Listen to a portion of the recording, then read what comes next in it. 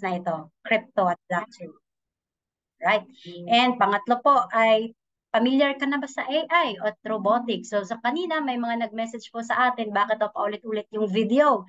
Yan po ay parang commercial or advertisement po, no? Kasi while waiting po sa iba na pumapasok, at least hindi po tayo maboard, at least meron po tayong pinapanood. Ayan, so yun po ay mga advertise lamang na somehow related din po sa ating pag-uusapan ngayong gabi. So ngayon, ito po ay nagsisimula na po tayo. Alright, so are you all excited po bago tayo mag-start? Maganda po na magkaroon po tayo ng opening prayer para po tayo ay magabayan, no, sa ating presentation po ngayong gabi. Okay, together po, let us acknowledge the presence of the Lord. Heavenly Father, we come to you today with humble hearts, seeking your guidance and wisdom as we begin this program. Lord, we ask that you would bless every person who has gathered here today, and that you would be present with us in a special way.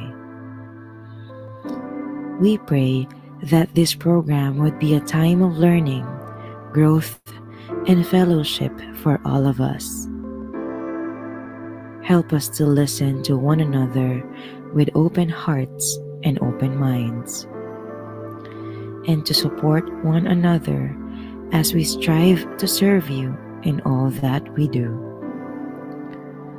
Please give us the strength and the courage to follow your will, and to use the gifts and talents you have given us to make a positive difference in the world. We pray all of this in your holy name. Amen.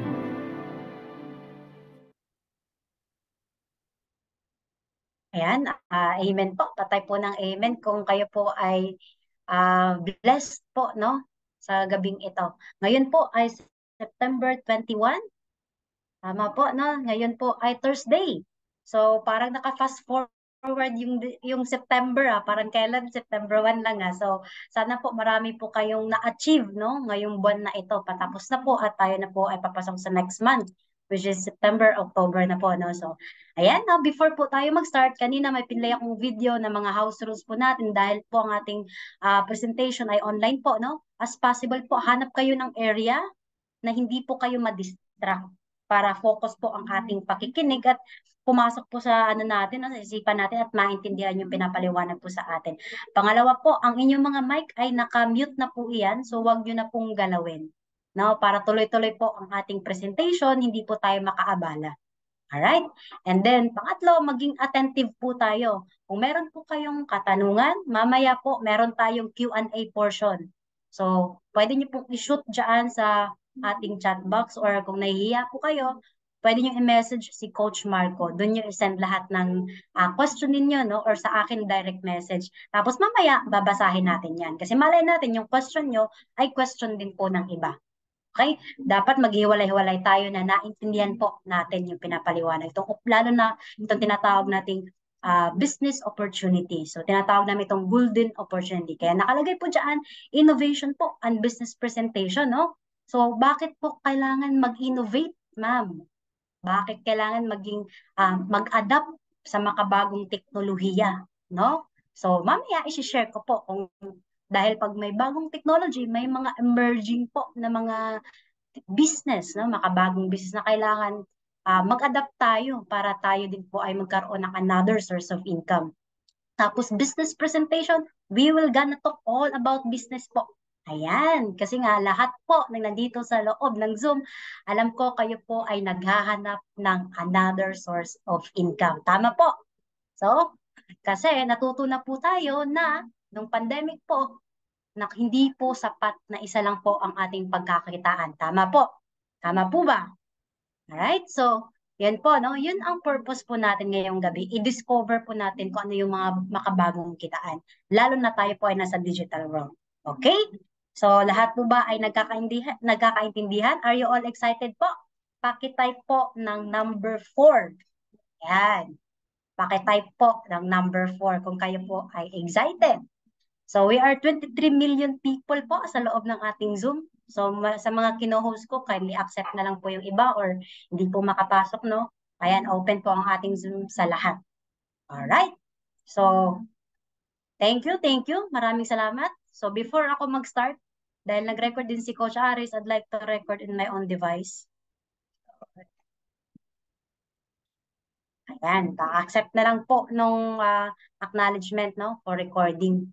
Ayan, nagre-record po tayo minsan, no, para sa mga kasamahan natin na mga subscribers na gustong balikan ng ating presentation. Okay, so dahil excited na kayo, simulan na po natin. So, yun. Ito po ang pag-uusapan natin. Blockchain. Yan po yung pinlay ko kaninang video, no? May kinalaman po yung piniplay nating video kanina while waiting. So, blockchain, ano po ba ang blockchain, ma'am? Ito po ang makabagong technology na ngayon. 20 years ago, wala pong Facebook, walang Instagram, walang TikTok, walang Netflix. Ngayon, nandyan na sila existing. Meron pong pumapasok, laging may nakikreate na bagong technology. So, si blockchain po, matagal na siyang exist, pero mas common siya na ginagamit sa business talaga. So, ito po ang pinaka number one na technology ngayon sa industry ng IT, Information and Technology po, kung saan nabago yung lahat ng transaction. Related po siya sa transaction, ha. Ito po ang technology na ito ay intend, no, to provide a very safe and secure po na mode of transaction. So ano po ba ang blockchain? Ayan. It is a digital database or ledger that is distributed among the nodes of a peer-to-peer network. Ibig sabihin po, permanent siya na digital ledger, no? Kung saan na-track lahat ng asset mo at naka-record po lahat ng transaction sa isang business network. Ano yung network na yun? Yun po yung mga computers, no? Maraming computers na makikita ninyo na same lang sila ng transactional history. So kung may binago sa isang computer 1, computer 2, tapos hindi nagtugma sa computer 3 and 4, mali po yung transaction.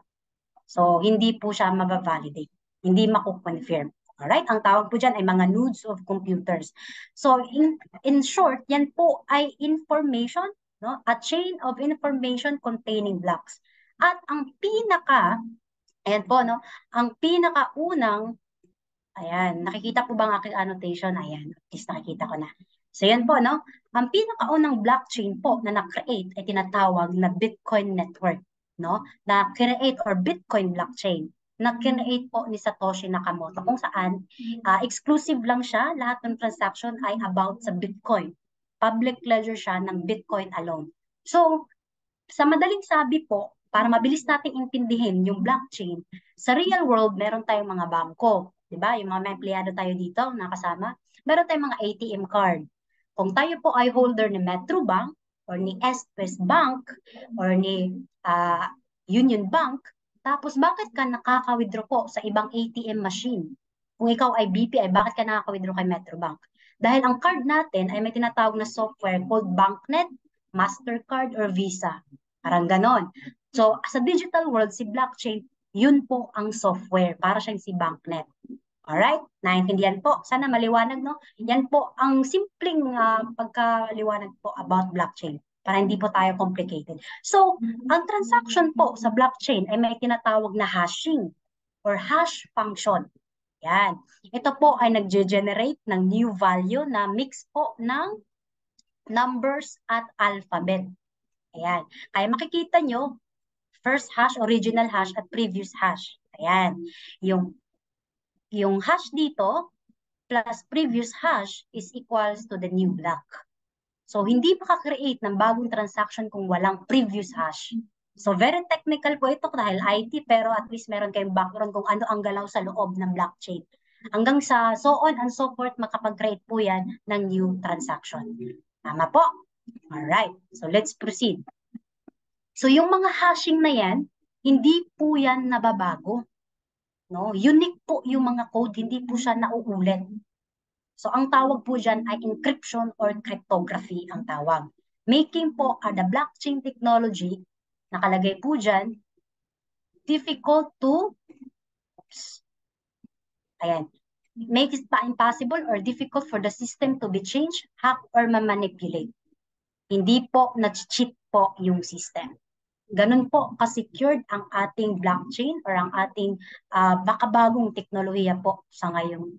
Okay? Sa loob po ng blockchain ay merong tatlong or apat na sektor. Actually, more than four, pero apat po ang pinaka-major, no? So may tinatawag na cryptocurrency, may decentralized finance, may non-fungible token, at meron pong metaverse na tinatawag. Iisa-isahin po natin yan. Una po tayo sa what is cryptocurrency? Ano po ba, ma'am, yung crypto? Naririnig ko po lang sa Facebook or social media. So ang cryptocurrency po is a digital or virtual currency secured by cryptography and based on a network that is distributed across a large number of computers. As simple as digital money, no? Or the future of money. So ginagamitan po ng cryptography para ma-secure ang lahat ng transaction. Behind the cryptocurrency is blockchain. Yan. At ang crypto din po ay decentralized. Ibig sabihin po ng decentralized ay wala pong central issuing regulating authority. Hindi po siya controlled ng government, no? Gobyerno natin, lahat ng transaction sa loob. No, wala po siya. Making po crypto the most safe na pera sa loob ng blockchain. So, ikaw ay may cryptocurrency at gusto mong mag-transfer ng crypto sa kaibigan mo, naka-record po yun sa public ledger na blockchain. Tama po. So, yan, hindi po ma-hack lahat ng transaction. Hindi matatamper. Okay? And then po, ang cryptocurrency ay ganito po siya. Bago natin lalaliman, importante alam natin paano ba nag-evolve ang pera. So, makikita niyo po dyan, nagsimula po tayo sa bartering. Ang bilis ng slides ko. Ayan, bartering. Kung saan pwede palit po yung gulay sa isda, no? Bigas sa mga ibang seashells, ganyan, no? Or sa gulay. And then, yan yung mode of exchange natin dati, di ba? And then, nagkaroon po ng gold. Kaso ang gold, mahirap po siya, no? Ito yung pinakaunang physical asset natin, pero mahirap po siyang i-receive or ipadala or i-transfer kasi nga mabigat. So, ngayon, ang government, nag-create po sila ng metal coins at saka paper money, which is very handy na po, nalalagay na sa mga pocket natin. Tama po. So, yan po yung mga banknotes natin, mga bills po natin, hanggang sa nung time nung na na-realize nila na mas maganda siguro may card tayo para swipe-swipe na lang. Yan po yung mga plastic cards, yan po yung mga credit or debit card na tinatawag. Hanggang sa nung nagkaroon po ng pandemic, umusbong po, no, sumikat po tinatawag na electronic money.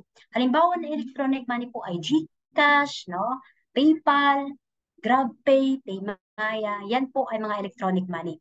Hanggang sa nagkaroon po tayo ng cryptocurrency. Bakit po may crypto man? Kasi ang common po sa lahat ng ito ay minamanage po yan ng government. Ibig sabihin, centralized po. Crypto is hindi siya, opposite siya, no? Decentralized siya. Okay? Dahil, example, sa plastic cards or electronic money, hindi natin kaagad nakukuha yung pera natin dyan. Lalo na sa bangko, no? Marami ka pong fill up ng mga form. Minsan nga, itong mga electronic money na ito, connected sa mga service unavailable kung gusto mo mag-withdraw.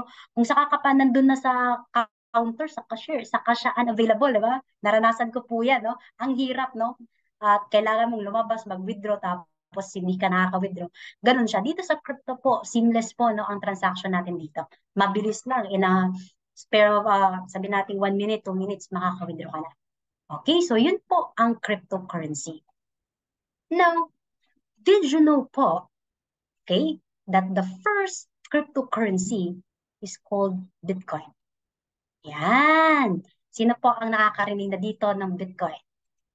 Patay po ng number 5. Okay, patay po ng number 5. Tingnan natin kung may idea po kayo sa Bitcoin. Ayan, si Sir Ren. Okay, hanggang saan ang alam mo sa Bitcoin, sir, no? So, Bitcoin po ang kauna-unahang cryptocurrency. Ito po ang pinaka-first decentralized electronic cash system na tinatawag, no? Na-publish po or na-invent ni Satoshi Nakamoto, no? Noong 2008 and goes public on 2009. At did you know po, no? Na ang pinaka-supply lang po ni Bitcoin ay 21 million. Ayan, no? 21, naka-gold pa yung kulay. 21 million lang po. So, ang circulating supply na ngayon po sa market ay 19.48 million. Isipin niyo po, 8 billion na ang populasyon sa mundo. And there are only less than 1.5 million na lang ang natitirang Bitcoin. So pag-aagawan po natin yon, na? So ganun po, no? 21 million lang yan. Compared po sa pera natin na fiat, na pag nag-increase po ng demand, nagpiprint at nagpiprint po ang gobyerno. Pero ganun pa rin po ang value ng pera natin. Halimbawa, pag meron kang 1,000, dati marami ka nang nabibili ng 1,000. Ngayon, hindi na ganun kadami. So yan po ang tawag dyan ay inflation. Si Bitcoin po, deflationary siya dahil nga limited yung supply habang pataas ng pataas ng as time goes by, no? Tumataas yung value niya. Okay? Kasi scarce siya eh. No? Limited siya. So deflationary. So print ng print yung gobyerno, hindi naman nakakatulong sa economy. So why not use Bitcoin, no? So decentralized, blockchain, at the same time, digital asset po yan. No, hindi nyo po nahahawakan yung Bitcoin. Hindi katulad sa gold, coins, or bills po natin na nahahawakan. Bitcoin is digital asset po. And in terms of ownership, bakit mo sinasabi, coach, na siya, secured, safe? No? So, kasi po, compared sa real world, pag meron kang account sa bangko, na-identify na ikaw yon. Ikaw ay nagmamayari ng 1 million sa ganitong bangko. Na-identify na ikaw. Pero dito, hindi po, no, na-identify lang siya, na-associate lang siya, gamit po yung mga wallet address. Kaya na-monitor po ang supply ng Bitcoin. O, si wallet, double X, double Y, ganyan, own to Bitcoin. So, parang ganun lang, cryptographic, pero hindi na alam sino. Ang alam lang nila na nag-i-exist yung 2 million Bitcoin. So, ganun po, and highly volatile po ang Bitcoin, which is a very unique asset na pinapasok po ng maraming investor. Now, the question is, paano mo ngayon nasabi na scam po ang Bitcoin? Okay? So, halos kasi naririnig natin, scam po yan, ma'am, scam po. Eh, bakit po nasa 19.5 po ang nasi-circulate na sa market? At ilan na lang po ang available na supply? So marami pong nag-accumulate ng Bitcoin. So ang presyo po ng Bitcoin, nag-break na po yata siya into $27,000 per BTC. No? So yan po ang kagandahan ng Bitcoin.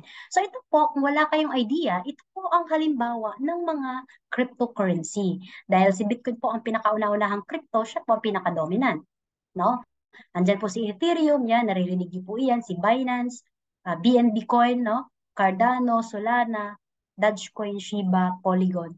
Yan po ay mga major stable coins na tinatawag. No? Okay, so yan po ang halimbawa ng mga cryptocurrency. So, sa market, ang nag-exist po na crypto ay 22,871 na. So, ganun po kadami. Paano mo ngayon nasabi na scam pala ang crypto? Marami na po mga financial companies na nag-create po, no, ng mga bagong coin or bagong token. Kasi nga, yan na po ang future natin. Crypto na po ang magiging pera. Okay, that is based on CoinMarketCap po. And now, we are in the corporations era. Okay, ano ibig sabihin po ng corporations era, ma'am? Ang kauna-unahang nag-accept ng Bitcoin po ay si Microsoft or Bitcoin or other cryptocurrency. Binayad po nila yan kay Microsoft para makabili ng services kay Microsoft. That is back in 2014. No? That is back in 2014. Ngayon, marami na pong nag-accept ng Bitcoin or other cryptocurrency na maging pera ito. Mode of exchange, no? Mode of payment. Ayan, kilala niyo po. Ayan si Citibank, ayan ING, no? At marami pang iba, Samsung, Alibaba, yan po ay mga kilalang corporations. Big corporations, big companies. AXA, Walmart, McDonald's, no? Sila po ay mga companies na inadapt ang blockchain at inaccept ang crypto as pera. Hindi lang po sa financial industry, all across po yan, no? Makikita nyo po, oh. Ayan, oh, we have bank and finance, supply chain, healthcare. Pwede ka pong magbayad or mag-book ng flight. Ang bayad mo po ay crypto lang. Government, ayan. Did you know na ang pinakaunang government or Bitcoin nation na tinatawag ay si El Salvador? Kauna-una ang bansa na tinanggap ang Bitcoin as legal tender. Ibig sabihin yun na po ang bayad nila doon. Yun na po ang pera nila doon. So, ganun po, no, ang Bitcoin. Alright? So now, in New York, one of the largest bank, Citibank po, ay nag-launch, nag-adapt na rin po ng sariling crypto asset or digital asset. At dito sa Pilipinas, ang nanguna po si Union Bank. Kung nabalitaan niyo po, yung nag-launch siya ng crypto ATM. Yan po ay located sa Makati, sa may Ayala, sa may Paseo de Rojas. So, yan po, no? Actually, hindi pa kami nakapunta dyan. No? Pwede ka pong mag-buy and sell, mag-transact po ng Bitcoin dyan. But our coaches po, pumunta muna sila sa Hong Kong kasi mas malapit siya din. Mas malapit ang Hong Kong kaysa sa Makati. So, yan po, no? Pumunta sila doon. Yan po ang crypto ATM sa Hong Kong. Iba't ibang design. No, and every machine, iba't ibang crypto ang tinatanggap. So yan po ang ating mga coaches, no?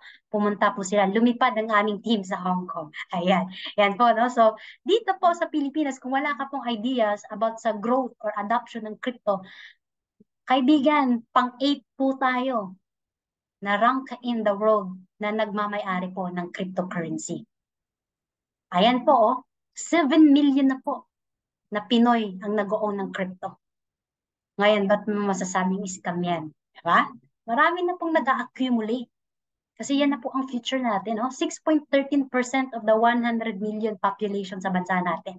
7 million po dyan, Pinoy. No? Nag-own ng crypto. Tanong mo sa kaibigan mo, baka sekreto lang, no? Na meron na pala siyang crypto, hindi ka man na-educate. No? Ang nangyari, behind ka na. So, dito sa Pilipinas, meron po tayong tinatawag na Bitcoin Island. Yan po ay located sa Boracay. So may mga coffee shops, mga merchandise po doon, na maliliit na mga shops, no, or restaurants, ay nag-a-accept po ng bayad, which is crypto or Bitcoin via Bitcoin Lightning Network. So ang Bitcoin po ay hindi lang siya investment, hindi siya pang ano lang, no? Marami siyang purpose, marami siyang usage. Pwedeng remittance, padala, investment, pabili ng mga online purchases mo. No, marami siya online transfers, no, international money transfers. At ang Bitcoin po or cryptocurrency, no, sa mga walang idea, yan po ay ini-store lamang sa isang digital wallet. Okay? So pwedeng hardware or software devices or any cryptographic na base po ng mga technology para hindi ma-hack. Kasi pag na-lost mo yung password or private keys na tinatawag, you lost your coin, you lost your Bitcoin. Yun po yun. And tanong mo sa akin, Coach, kamusta naman po ang regulation sa Bitcoin? Sa bansa natin, pinag-uusapan na po ang crypto sa Senado, sa loob ng Congress. No? So, and other countries po all over the world, pinag-uusapan na yan. Nagbabalak na po silang i-regulate po ang cryptocurrency. Nabalitaan niyo po lately, CBDC, no? Ipapilot na. Pero sa mga ano lang muna, hindi muna sa public, no? Sa mga maliliit lang muna. Okay, so ganun na po. Yung iba ini-embrace ang crypto, yung iba naman binaban siya. Strict regulation, strict ban, like China. So, eventually, mag-a-adapt din po sila. And, hindi lang po, di ba maraming sector akong sinabi kanina, in terms of crypto, tayo din po ang pinaka-top number 1 na metaverse adoption. Ang Pinoy po ang number 1 na nag-a-adapt sa metaverse. Hindi lang din crypto, but as well as metaverse.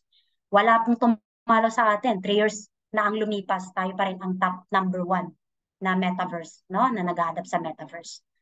Okay? So, para sa mga bago na wala po talaga ng idea, ma'am, bakit ba umabot ng 25,000 yung presyo ng Bitcoin? Anong nangyari? Tsaka behind na ako sobra. No? Behind na ako sobra. Kung alam ko lang yan, kung mura pa yan dati, binili ko na, di ba? Kasi walang nag-educate po sa atin. Makikita nyo po dyan, ayan po, no? Nag-start po, ito pong tinatawag na rainbow chart or Bitcoin stock to flow chart kasi makulay siya. Ayan, nagsimula po tayo sa pioneers era. Okay, ano yung pioneers era? Nandyan po yung mga pioneers, mga early adopters po ng Bitcoin, mga developers, no? Diyan po nagsimula. Ayan, no? Ang presyo po ng Bitcoin, 0.01 centavos lang. Hanggang sa naging $10 po. No? Yan po, dyan po nangyari yung tinatawag na Bitcoin Pizza Day. May isang tao, isang programmer na nagbenta, hindi siya nagbenta, bumili ng pizza, 2 Papa John's na pizza, 2 box ng Papa John's. Ang bayad niya po, 10,000 BTC. Ayan, 10K BTC po ang binayad niya sa pizza kay Papa John. Yun po ang kauna ng commercial transaction ng Bitcoin na pwede siyang maging pera. The disadvantage is, sayang binenta, binili. Pinagbili niya yung 10,000 BTC sa 2 pizza. Magkano na po ang 10,000 BTC ngayon? Hanggang sa nag-evolve po, no? Nagkaroon ng speculators, marami pong nag-speculate. uy, ang Bitcoin po ay lulubo siya. No? Yung potential investment niya, tataas yung value.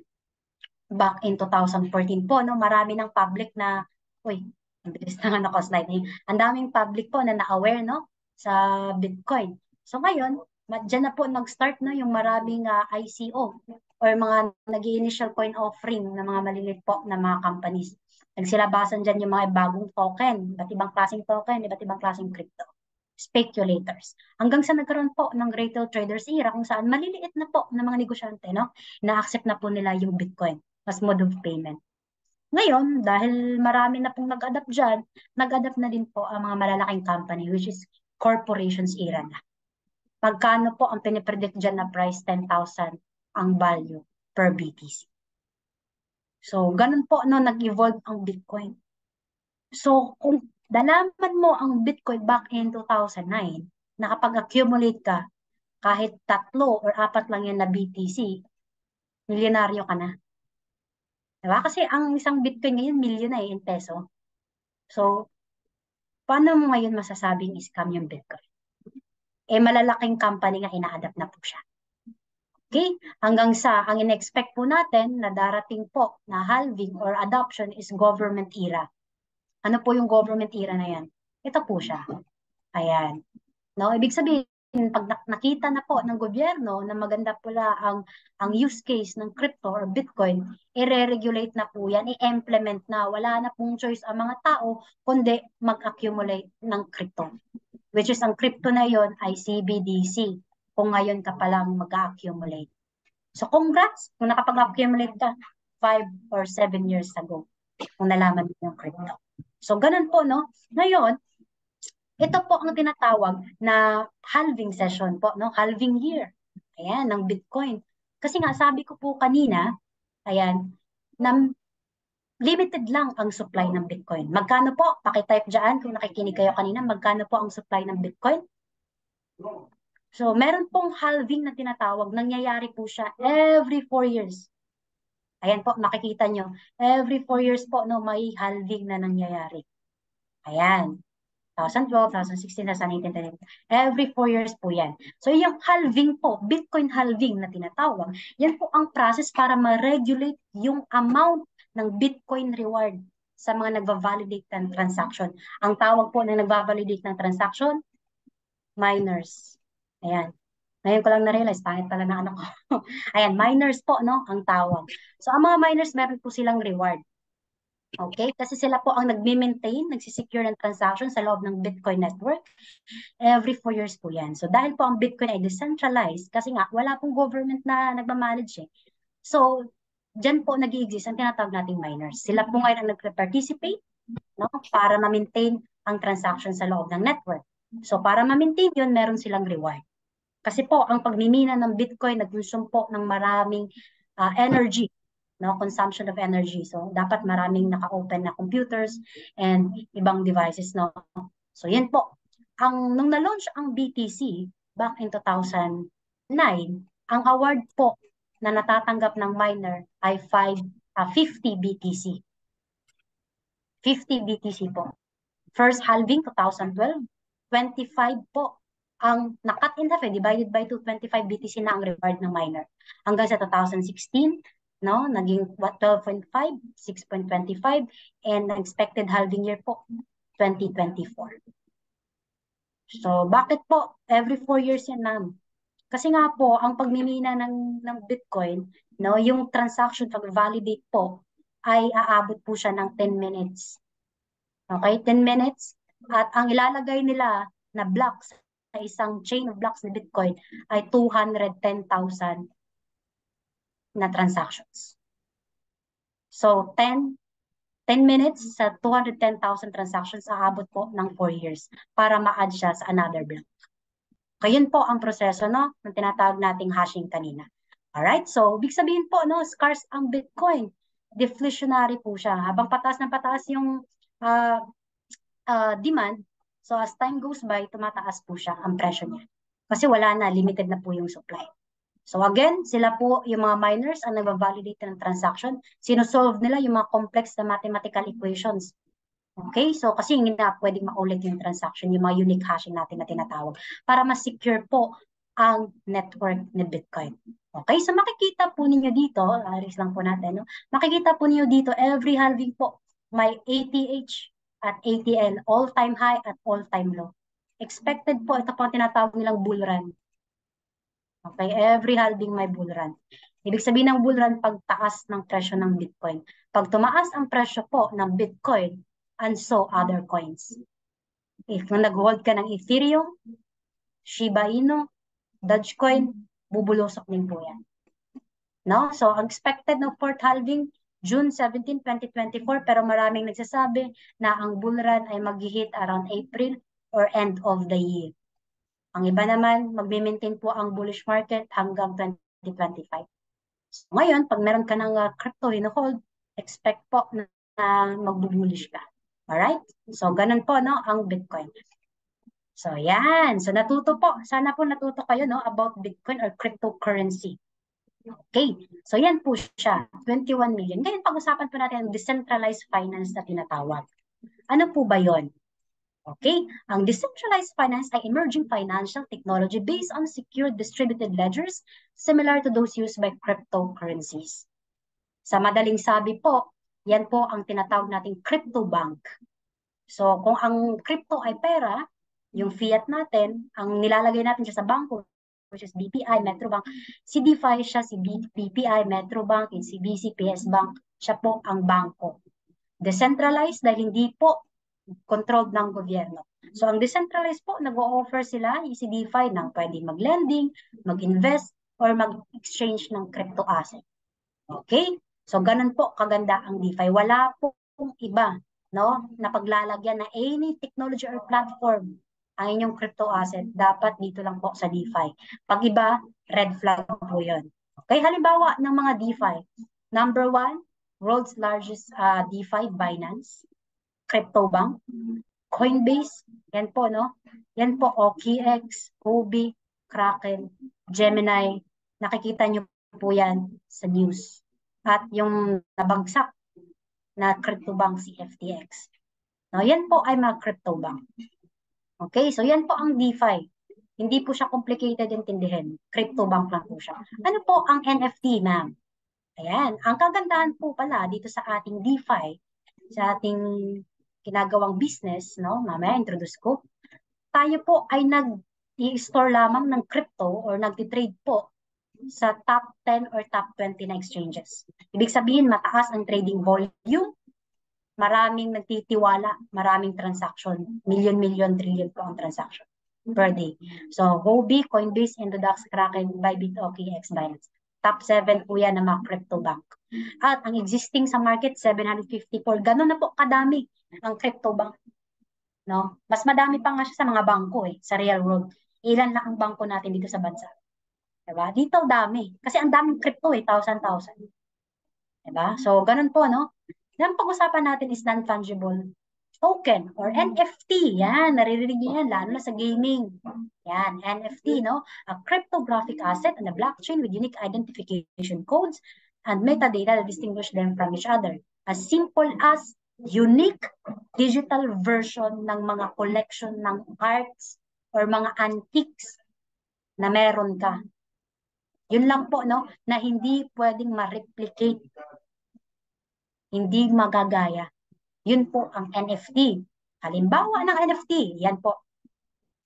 Yan po ang NFT, no? Simpleng sapatos lang yan ng Nike, na brand, pero fashionable. Magkano po ang presyo niyan? Yan po ay NFT. Para makabili ka, kailangan mo ng crypto. So, ito pa, simpleng unggoy lang, ape, si Bored Ape Yacht Club, collection ng mga ape, na iba't iba yung facial expression ng mga ape. So, ang total bid po dyan, 36 Ethereum. Magkano po ang 36 Ethereum? 88,000 sa pera natin. Magkano po yan? Para makabili ka niyan, kailangan meron kang 36 Ethereum. Saan nakastore ang 36 Ethereum? Sa CryptoBank.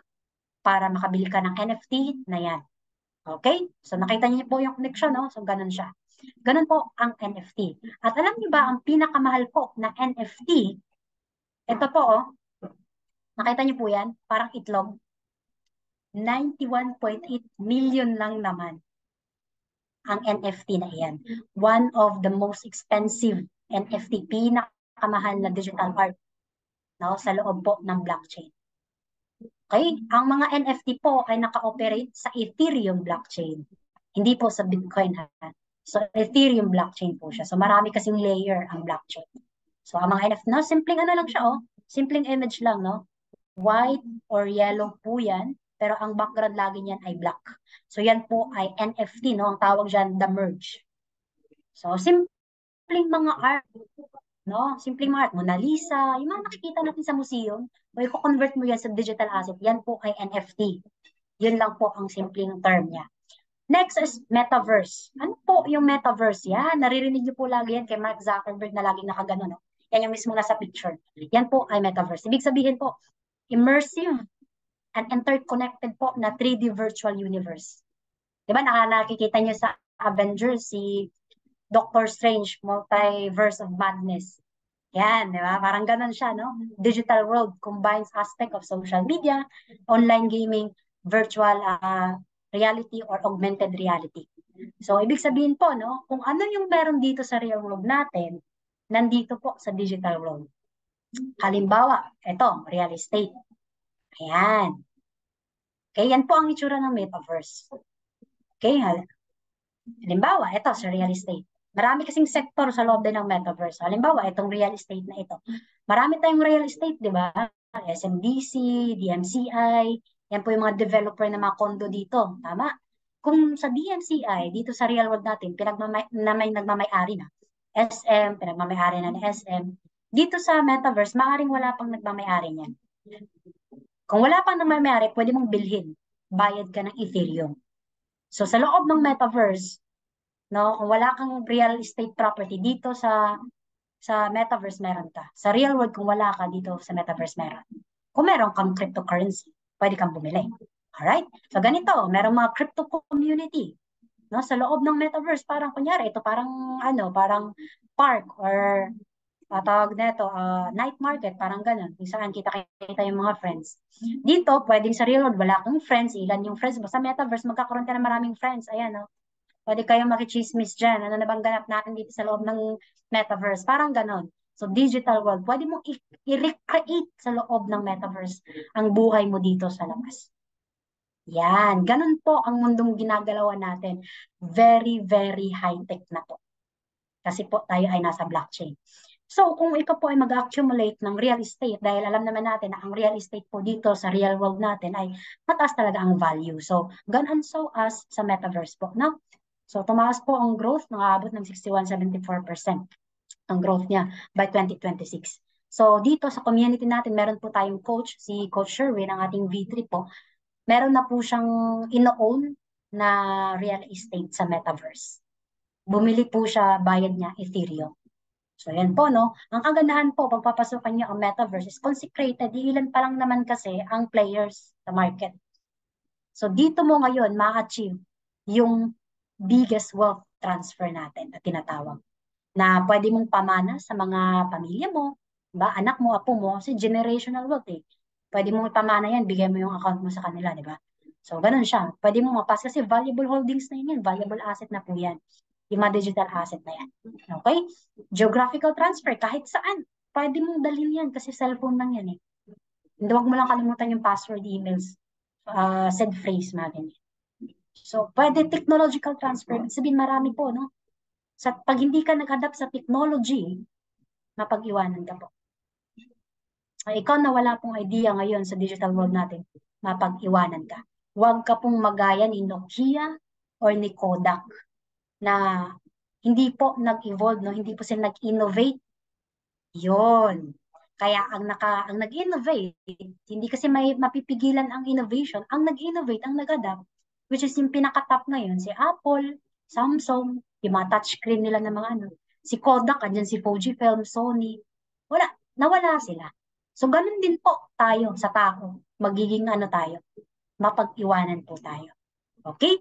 So, ganun po siya. Now, yan po, no? DeFi, cryptocurrency, non-fungible token, metaverse. So yan po ang mga sektor po sa blockchain. Meron pang decentralized apps, play to earn, marami pa po, pero ito yung pinaka-major. So, simply as digital world. Ngayon, halimbawa, itong crypto bank natin, dyan nyo po i-store yung mga crypto asset or any digital asset, crypto, NFT, pwede po dyan. Yan po example ng crypto bank natin, si Binance. Yan. Ngayon, para makapag-accumulate ka po ng cryptocurrency, ang gagawin nyo po ay mag-trade ka manually. So ito po ay halimbawa na screenshot po sa mismong loob ng market ni Binance. Ang tawag po dyan trading kasi kailangan mo mag-accumulate ng cryptocurrency, tama? Kasi hindi ka po makakabili sa mundo ng metaverse, ng real estate kung gusto mong bumili or mga collection ng cards na bet mo, na wala ka namang crypto. Ngayon, para makapag-accumulate ka po ng crypto, kailangan mo mag-trade. Yun nga lang po, manual. Manual mo siyang gagawin. So again, ang tinitrade po natin dito ay crypto, hindi po forex, hindi po stocks. Crypto po, no? Shortcut as Bitcoin na lang. Ayan. BTC, crypto, hindi po forex, no? Hindi dollars, at hindi po stock market or ownership or shares po ng company. So bakit maganda ang crypto na i-accumulate ngayon compared to forex at stocks? Forex, high risk, no? High risk po iyan. Yan po yung about sa mga palitan po, buy and sell na iba't ibang pera ng bansa natin, dollar, Japanese yen, Hong Kong dollar, yan po yun, forex. Pag stocks naman, yan po yung mga shares ng mga malalaking corporation like San Miguel, Jollibee, no, mga banks natin dito, BDO, GG Holdings, yan po na pwede kang bumili ng shares of stock nila. Yun nga lang, matagal po yun, long term siya, hindi siya designed for short term or day-to-day po na business. Okay, kasi pang matagalan. That's why crypto is the best kasi nga po, decentralized siya. No? And ito po ang gagawin nyo. Magma-manual trade kayo. Kasi po, ayan, makukonfuse po kayo when to buy and when to sell. Pag nag-accumulate kayo ng crypto. Kasi nga po, human as you are, marami tayong emotions. Kahit na po aaralin nyo po itong mga to, mag-enroll kayo, kung gagawin nyo ay manual, mag-enroll kayo no, ng course, ng mga trading course. Aaralin nyo po magkano po ang tuition fee. $1,500 or what, nasa $1,500 to $3,000. Naglalaro yung presyo. Instead na bibabayad mo yan sa sa course mo, pwede mo na ilabas yan as capital, trading capital. So ano yung ang aaralin mo? Ito po, no? Yan yung aaralin mo. Mga iba't ibang klaseng chart, patterns, no? Indicators. Ayan, no? When magbo-bullish, when magbe-bearish, when ka mag-open ng position, kung may opportunity. So, yan po. Sa live market, ganito po siya. No, mahirap po. No? Ito po, kailangan may trading journal, magte-technical analysis ka, no? Kailangan i-monitor yung market 24/7, no? Magfo-forecast. Kasi kung wala yan, wala kang effective na trading strategy, malulusaw ka. No? Malulusawan ka ng capital. Lalo na dapat stable yung emotion mo. Pag upo mo pa lang dyan, nakakaba na eh. Ang daming monitor eh, daming mong titingnan. So, at lagi mong tatandaan, you have to accept defeat. Talo. Ganun po kasi ang trading. Okay? So, good news sa'yo ngayon na nandito ka sa Zoom. We are 36 ha. Ang dami po natin. Alright? We are 36 people in the room. Good news po sa inyo, hindi niyo na po gagawin na pagmamanual trade na pag-accumulate kayo ng crypto. You will never do it na. Dahil po, sabi ko, nasa digital age na tayo, ang ginagamit nga sa crypto ay blockchain. Of course, the very high-tech and very advanced din po na solusyon para ma-accumulate ng crypto is robotics. Yon. Kaya tinanong ko kanina kung may idea kayo sa AI. No? Dahil ang AI po, did you know na may resolution na po Senator Amy Marcos para mag-regulate na at i-add na po ng makina. So, pero BPO, manufacturing, kung ikaw na sa industry na yan, mawawalan ka po ng trabaho. So, anong plan? So, kahit gano'n ka po kagaling sa trabaho mo, sa skills mo, tapos gano'n ka nakatagal sa company, pag in-implement ang robotics or AI, tanggal ka. Kasi pag hindi ka po nag-adapt, maging obsolete ka na. So, why not adapt now, di ba? So now, this is our industry, crypto. Papasok ka ng crypto space. Gamitan natin ng robot. Hindi lang sa factory, may mga robots na rin, di ba? Si Jollibee, may Jollibot, di ba? In terms of delivery. So, yan po ay mga robotics. Cooking, meron po tayong, sa ibang bansa, delivery na robot, marami po. So, sa crypto meron din, hindi tayo magpapahuli. So, let me introduce to you, the name of the robot is Royal Q. Kindly type Royal Q. Alright. Pakitype po ng Royal Q kung gusto niyo pong alamin ang robot natin. Para tayo po ay makapag-accumulate ng cryptocurrency, which is makabagong pera na siya. So now, good news. Yan, no? Royal Q. Si Royal Q po natin ay nagtitrade lamang sa top 10 or top 20 na exchanges. As I've mentioned earlier po, no? Binance, Huobi, and the DAX OKX. So yan po ay mga malalaking crypto bank. Okay, Binance. Yan. So yan, para kasi makapag-trade ka dito lamang dapat sa legit na crypto bank at wala na pong iba. Pag iba po yan, wala po doon sa listahan, doon sa CoinMarketCap or CoinGecko. Red flag po yun, scam na yun, matik na. Okay? So yan po ang legal or tamang proseso na pag-accumulate ng crypto. Magti-trade ka lamang sa legit po na crypto bank. Alright?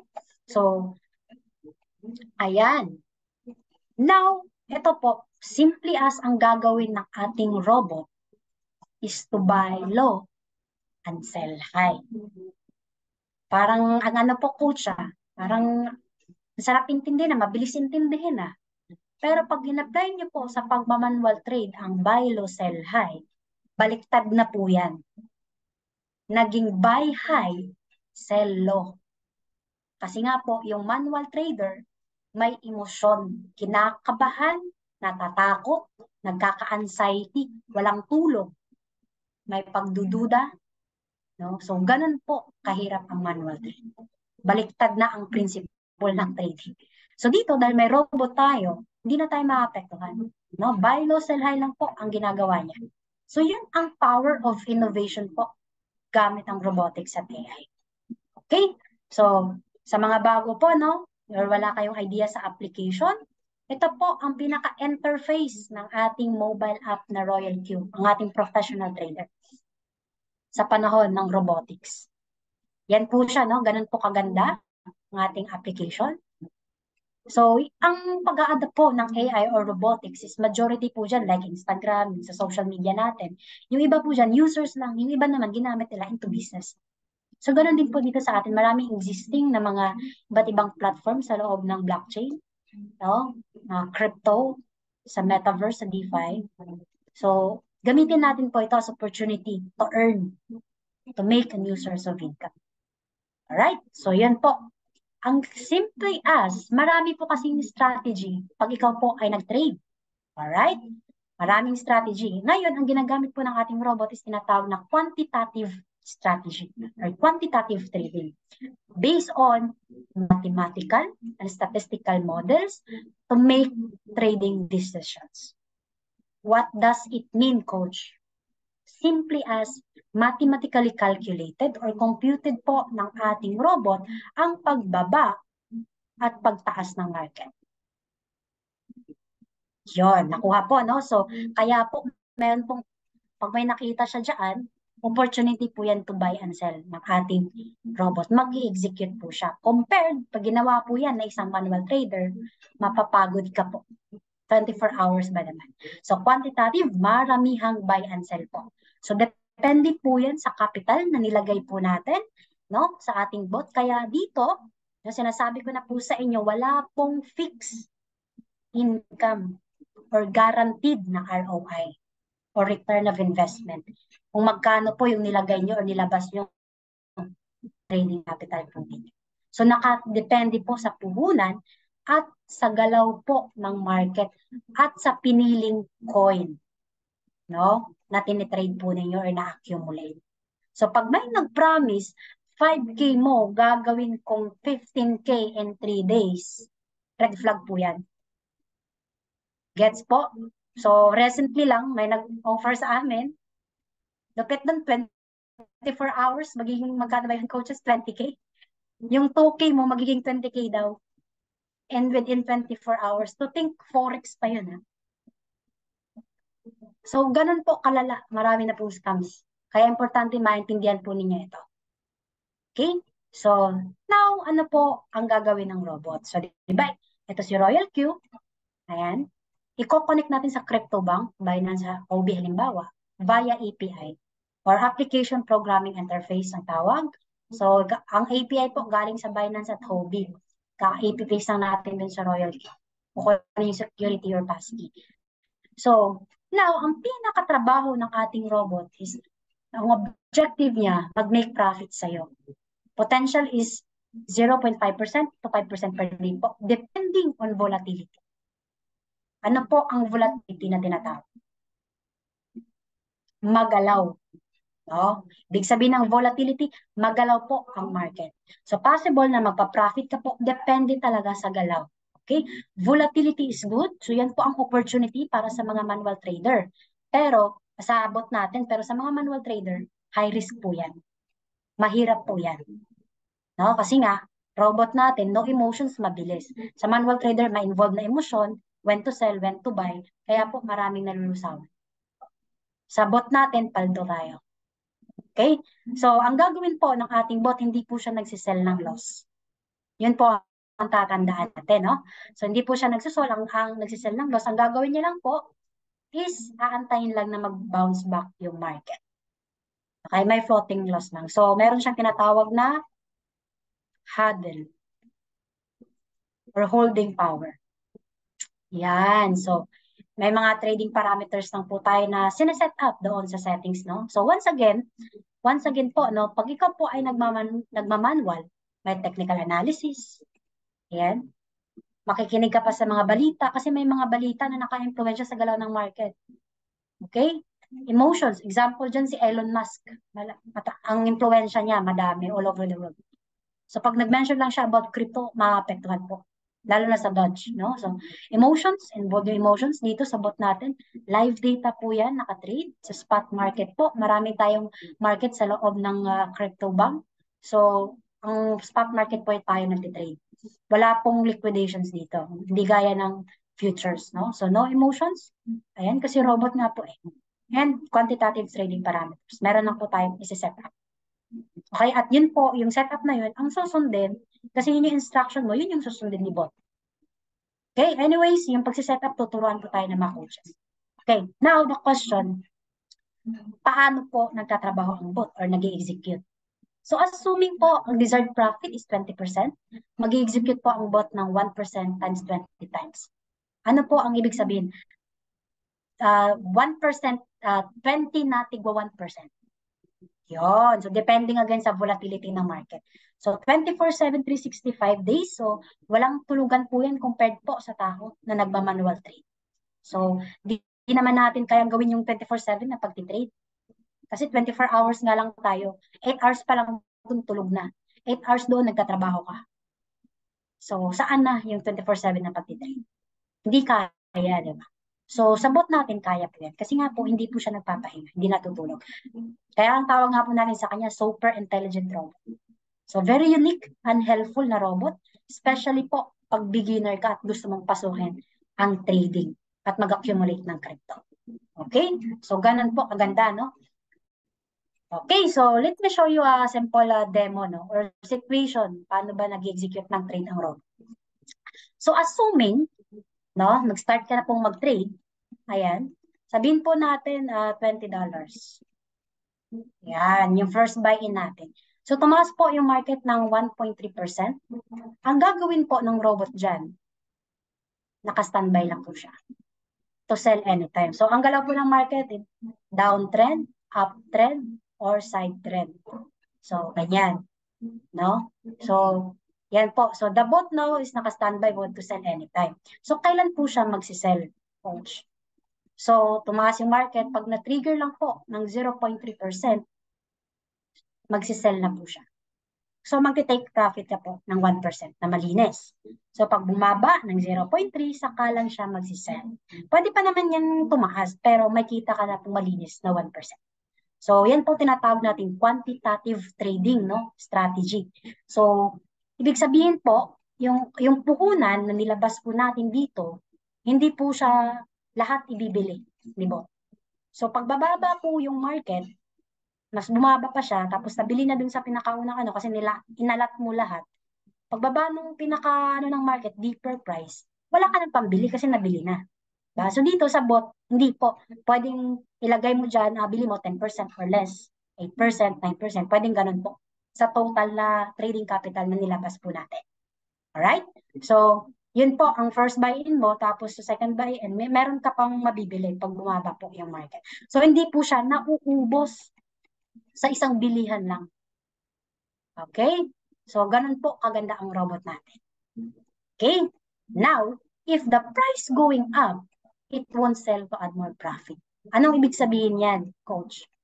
Simple as pag tumaas yung market, kanina 1.3, what if tumaas pa po ng 10%? Kasi gano'n naman ang galaw ng market, tataas, ba? If the price drop again po ng 0.3, magsisell na siya. Meron ka ngayong malinis na 9.7%. So remember po, tayo ay nag-trade sa spot market. Buy low, sell high ang ginagawa ng robot. Okay? So, di siya nagsisend ng loss. Halimbawa, mas bumaba pa ng price, mas bumaba pa yung presyo, no, ng market price at wala na po tayong pambili. Aantayin lang talaga niya na mag-bounce. So, may floating loss ka lang doon. So, pag meron na dito kung magkano yung tinake profit mo, tsaka lang po siya magsisend. Okay? So, bumaba ng 9.7, take profit mo na po. Now, when po siya magbabuy again? Ito po, di ba tumaas ng 10% kanina yung market? Na-trigger ng 0.3, nag-take profit ka, paldo. Mas bumaba po, nag-down ng market. Yun, tumaas po ng 0.5%. Magbabay na ang robot. So, ang setup po kasi dito sa ating robot is naka-cycle siya. So, yung 0.5% na yan, pwedeng 0.1%, 0.2%. So, naka-cycle siya tuloy-tuloy. So, aantayin niya lang yung pagkakataon, no, na matrigger siya. So, pag downtrend, pag walang nakitang 1% dyan, 1%, naka-standby lang siya. Hanggat merong 1%, doon na po yung opportunity na execution ng trades. So, walang stop loss. Nakuha po? So, walang stop loss na pag bumaba, magkakaroon ka lang ng floating loss. So, ugali kasi natin sa atin, tayo, tao, mainipin kasi tayo. So, yung floating loss normal po yan. So, parang peso lang yan, no? Sa palitan ng dollar at peso. May pagbaba, may pagtaas. Parang gasolina, may pagbaba, may pagtaas.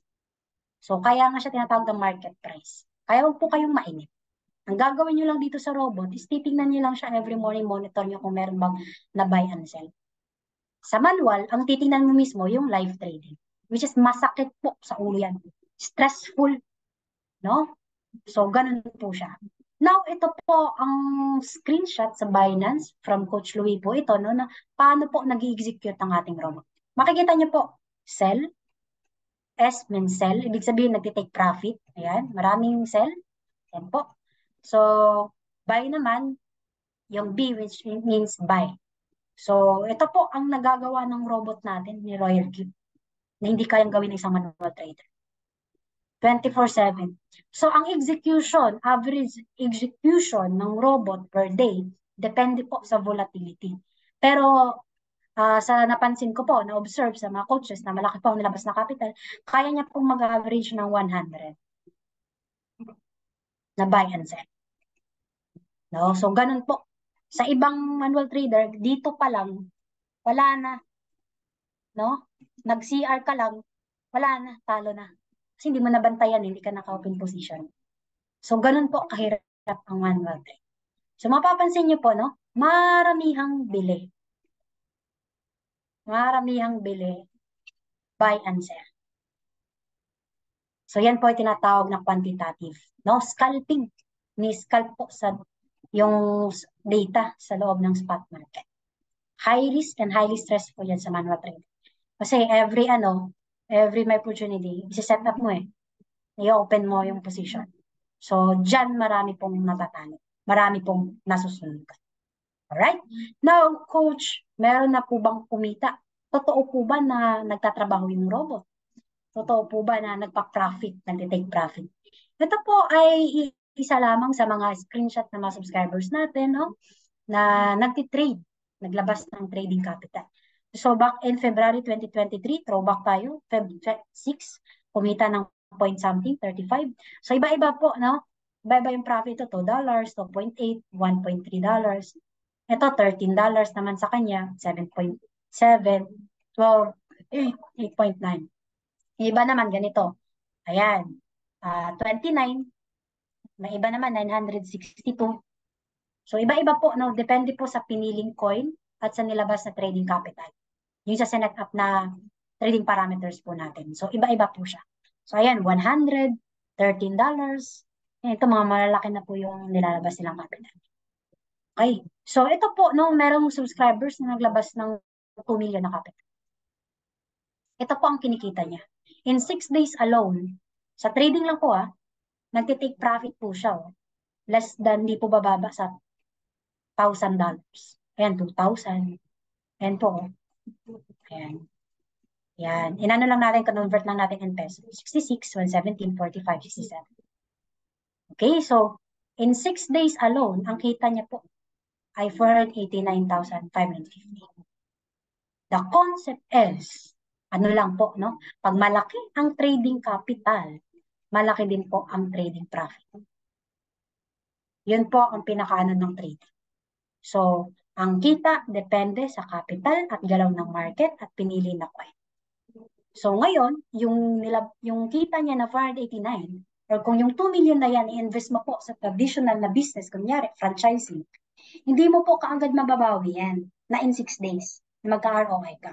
2 million pa lang, sabihin mo, yung 300,000 dyan, pag-invest mo sa franchise, kunyari, mga business permit, legalities, yung mga equipment na gagamitin, na kung milk tea man yan, bibili ka pa ng mga ingredients, 100, 200,000. So, dun pa lang, capital expense na siya. Yung ROI mo, 10 years mo pang mababawi. Dito, sinet up niya, naglabas ng 2 million, in 6 days kumita siya. Possible po yan, achievable po yan sa trading. Ganun po ka-high-tech ang ating mo. Alright? So, what to do? What to do, coach? I'd like to accumulate crypto. Gusto ko pong kumita sa trading. Anong gagawin ko para makuha ko si royalty? All you have to do po is mag-subscribe ng 120 USDT. Annual na po yan, 12 months, one-time payment. And ang robot natin po, siya lang ang may ganitong track record. Sa CryptoBot marami kasing bot sa labas. Yung iba Forex. Karamihan Forex po. CryptoBot ilan lang. So, si Royal Q, ito po yung track record niya. Actually, 1.7 million plus users na siya. Present in 200 plus countries. Ibig sabihin, worldwide po. Fully tested and proven na. Again, robot, isi-set up niya lang po. Never on leave. Hindi po nagli-leave. Hindi katulad sa trabaho po natin. No, na pwede tayong mag-leave or magkasakit. Diba? Nag-file ng sick leave, pero nasa dagat. Diba? So, ganun. Dito, no, ang robot natin, hindi po nagpa-file ng sick leave yan. Hindi po nag-rest, hindi na kumakain, hindi nagto-toilet, hindi natutulog, at always working 24/7. Kasi robot nga po. So, ang robot natin, si Royco, tool lamang siya para makapag-trade sa atin na hindi na tayo mahirapan na kagaya ng ginawa ng isang manual trade. So, disclaimer po, we are not an investment company. We don't sell any securities, ha? Baka isumbong nyo kami sa is-easy. Wala pong gano'n, no? Trader lang po siya, professional trader, mobile app. Okay? So, ang pwede nyo pong pag mga securities, yun na po yung mga malaking crypto bank. Kasi iba-iba po ang ino-offer nilang services. Merong securities, merong commodities lang. So, ganun, iba-iba siya. Now, sa crypto bot, sa trading natin, may crypto. May crypto bot. Sa ibang industry, marami na dito. Sa cars, Tesla, ayan, bagong robot. No? Sasakyan na robot, humanoid robot. Na may self-driving. So, meron na pong mas adoption po ng robot. Kaya hindi mo masabing illegal naman po ang mga robot na yan, coach. Hindi po. Kahit anong gawin mo, hindi na siya mapipigilan. Mare-replace ka po at mare-replace. Kahit gano'n ka pagaling or ka-profitable trader. Tao ka po, may emotion, mapapagod ka. So, yun ang kagandahan. Meron na po tayong gas fee na 20 USDT sa ating robot. Ibig sabihin, parang sasakyan lang yan. Kung walang gas, hindi aandar. So, 20% of the gas fee sa profit po, hindi sa capital. Alright? So, maliwanag? Now, coach, the question is, Ma'am Patty, what if wala akong 2 million? Para kumita ng $1,000 per day na passive na kahit tulog ako, kumikita. Diba? What if wala ako noon? Kasi lahat naman po sa atin, karamihan po sa atin, wala pong ganyan. No? 5% lang of the population or wealthy or capable maglabas ng ganyang pera for trading capital. So what if gusto mong pasukan tapos wala? Meron po tayong option. Are you excited? Patay po, I am excited. Nasa exciting part na tayo. Okay, maraming salamat dahil nandito pa rin kayo. No? Thank you, thank you. Sana marami kayong natutunan sa previous na pinag-usapan natin. Kailangan nyo po kasing maintindihan kung gaano po kaganda yung business. So, now, eto po siya. We are in the subscription business. Ano yung subscription business na yan? Halimbawa, si Netflix, Prime Video, HBO, TV Plus, Disney, YouTube TV. Yan po ay nasa subscription business ng mga company. Spotify. Ako ay user ni Spotify. Para yung pag-emote mo, pagdadrama mo, nakikinig ka ng music, tapos wala ng ads. Nag-emote ka, tapos biglang may Lazada. Di ba? Yan po ay naka-premium ka. Subscription yun. YouTube. Para tuloy-tuloy yung panonood mo sa YouTube Music or sa mga vlogs, no? Na walang ads, pwede kang mag-premium. Subscription, magsusubscribe. Dito naman sa Pilipinas, ito po, mga internet provider, SIM card provider natin, mga plans, Globe, Sun, Smart, Sky Cable, Viva Max. Yan po ay mga subscription business. Nasa entertainment industry or streaming services. Si Spotify nasa music, no? Nasa music siya. So yan po ay subscription. Ibig sabihin ng subscription, magbabayad ka muna bago ka maka-avail ng services. Tama? Yun. Halimbawa po sa Netflix. Halimbawa na lang kasi mas kilala si Netflix. Wala bang nakakilala kay Netflix dito? Yan po, no? Sa Netflix ay streaming services kung saan nakapanood tayo ng mga any movies na gusto natin. Magsusubscribe lang muna tayo. According to Statista, si Netflix meron pong 200.3 million na subscriber. At every month, yung subscriber na yon, sabihin na lang natin, round off na po, no? Nasa $10 per month. Ibig sabihin, 500 pesos ang binabayaran. Nasa 510 something or 14 ang premium ni Netflix na binabayaran po per month. So sabihin natin 500. I-times lang po kung ilan yung subscriber na magre-renew kada buwan. Kada buwan magbabayad para lang makapanood ng mga movies, documentary sa loob ng Netflix app. Times lang po 116 billion per month. Ang kinikita or revenue ni Netflix. Diba? So, ganun po. Ganun po kapasive ang subscription business. Ibig sabihin, maghahanap ka ng subscriber. Halimbawa, yung mga ano natin, si PLDT, mga internet provider natin. Hindi naman po si mismong PLDT ang nagbenta sa inyo ng Wi-Fi or internet. Na pakabit po kayo, ganyan-ganyan. Hindi po si mismong may-ari ng PLDT. Naghanap po siya ng ahente. Ahente. Yung ahente na yon ang maghahanap ngayon ng subscriber. Yan, para bentahan po ng internet. Yung ahente na yon nakabuild ng maraming subscriber. Ang kumita, si ahente o si PLDT? Sino po ang kumita? Dahil marami siyang nahanap na subscriber. Sino po ang mas kumita? Si ahente o si PLDT?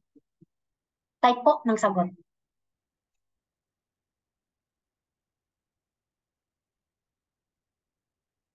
Huwag po kayong mahiya, hindi po ako nangangagat. Yan. So, yes po, Sir Leo. Si PLDT po ang kumita. Hindi po si ahente. Pero ang effort na kay ahente, ano natatanggap ni ahente? Sahod. So, on the business side, bakit maganda ang subscription dito kay Royal Q? Para hindi ka magaya sa ahente, ikaw mismo po ang magtatayo or maghahanap ng subscriber. Ayan. So, ito na pong kagandahan niya. Bakit? No shipping cost. Wala ka pong ipapadala. Kasi wala pong tangible products. Mobile app po siya. Mobile app.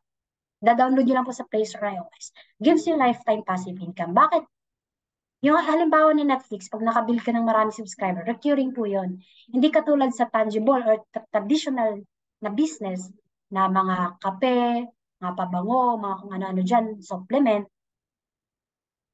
Hindi po, no? Targeted po siya. Targeted po. Hindi naman lahat ng supplement, hindi naman lahat na nangangailangan ng supplement. Kunyari, sa may sakit, sakit sa tuhod. Hindi naman lahat may sakit sa tuhod. So, ang bibinta niyo may sakit sa tuhod. So, hindi siya worldwide yung market mo. Di ba? Pili lang. So, passive income, kasi nga, subscriber lang to, robot, no? Hindi tao ang nagbebenta. Okay? So, in stable income, unlike selling of tangible products. Kasi nga po, unlike sa traditional business, tao po ang nagbebenta. Pag napagod yan ngayong araw, sabihin natin 2 days ka rin walang kita. Hindi siya bumenta eh. Si robot dito, check niya lang yung galaw ng market. Every within 24 hours may kita ka. No? So, yun po, worldwide market, as long as merong cellphone, merong internet, maka-download na good to go, potential subscriber po yan. Offeran nyo lang kasi lahat po sa mundo ngayon, na lahat ng tao gusto na pong pasukan yung crypto or trading. Yun nga lang, wala pong idea kung ano yung legal sa illegal. Saang right company ba dapat? Saan ba yung right company? Bakit hindi ko mahanap? Kakahanap ng right company, dumaan muna sa mga scam company. Kasi sila mismo, hindi nila inaral yung industry na pinasok. Kaya po merong orientation na ganito. Ina-explore po natin. No? So, no boundaries, borderless po. Kasi blockchain. Ayan. And not affected po by lockdown. And no, minimal lang ang overhead expenses. Kasi wala naman tayong nirerentahan na commercial space. No? Application lang siya. Mobile app. No? So, ganun po. Walang pinapasahod na tao. Kasi robot siya. Ang minimal na ginagastos mo yung subscription fee lang. Okay? So, ganun po. Ganun. Kaganda ang subscription. So, once again, ito po yung royalty natin na track record, 1.7 million na updated as of this year.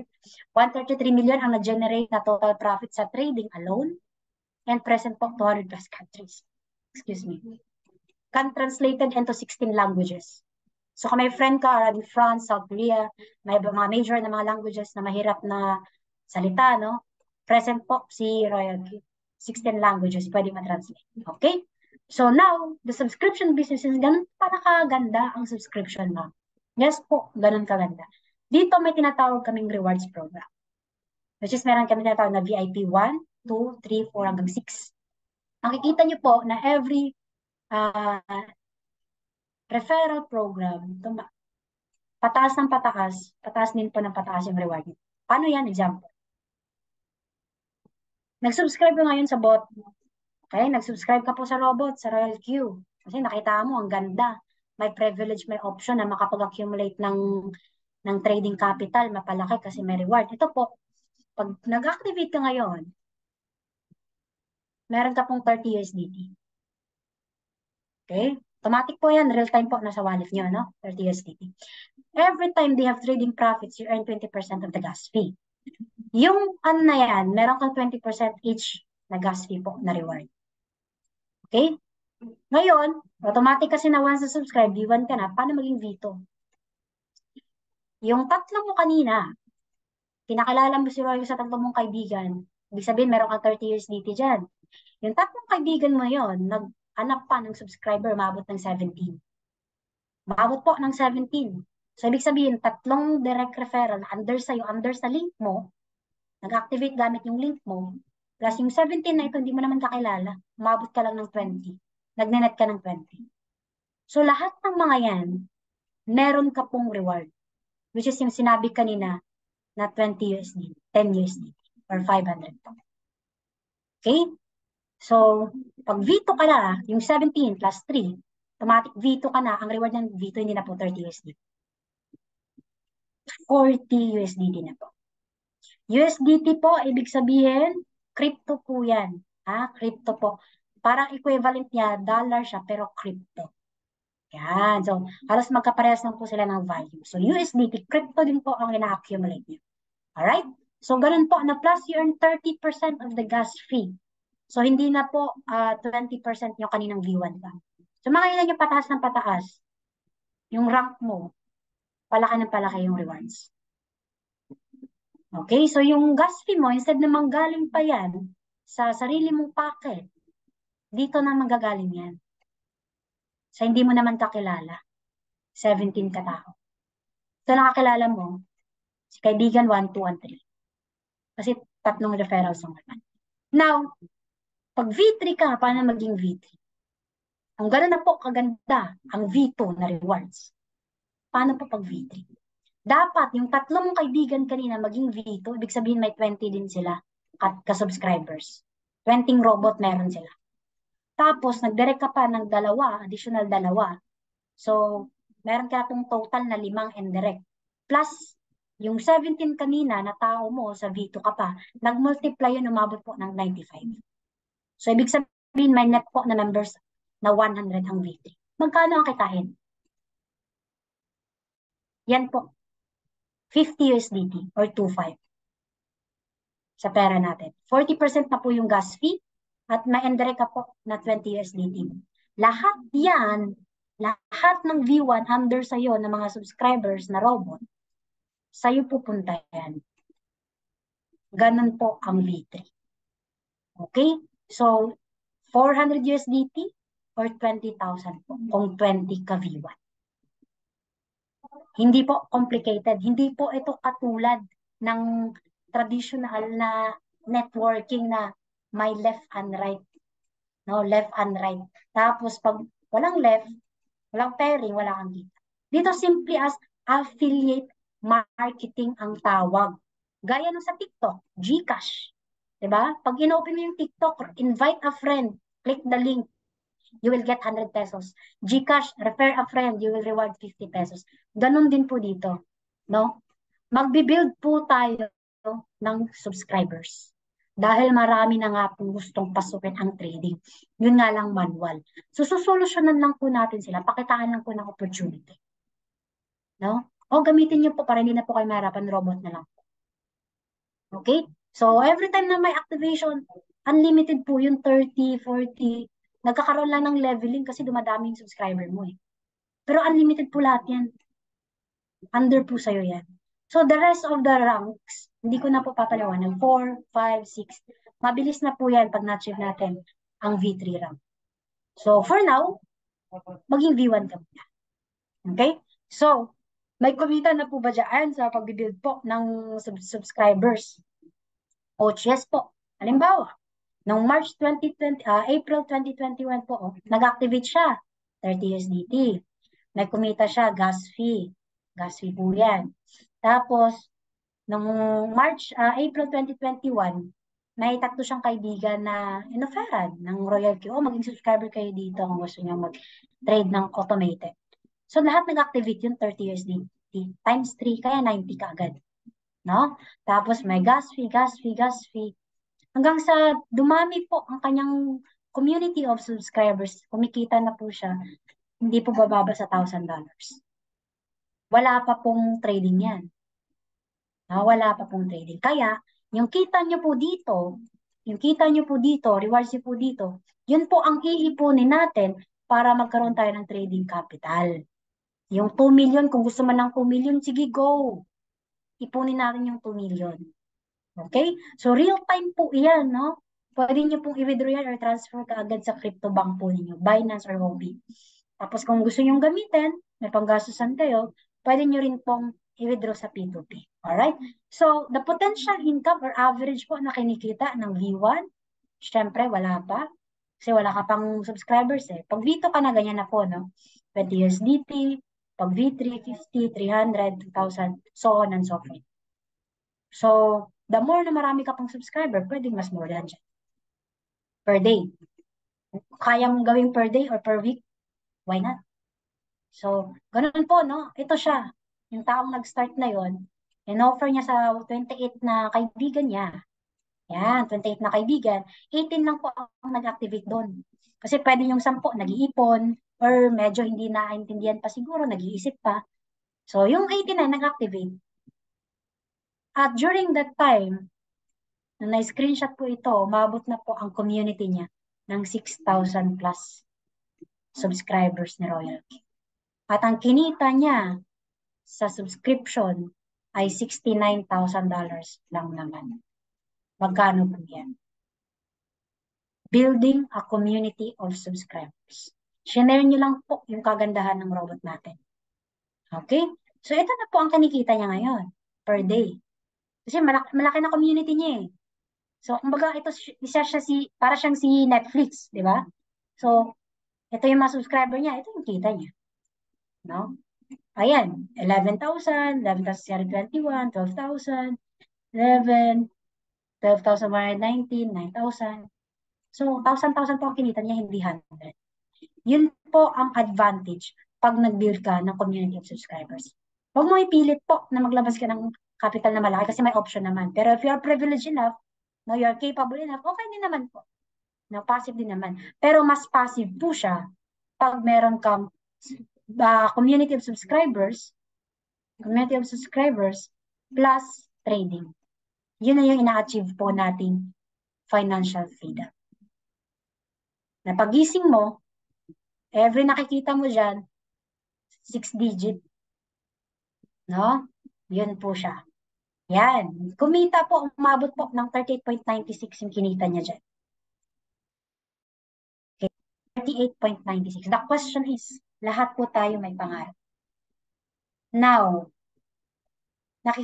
nagko-compute ka ba sa pangarap mo? Kunyari, gusto mo ng bahay. Magkano kaya ang bahay na gusto mo? Kung 10 million yan, sasakyan kaya magkano?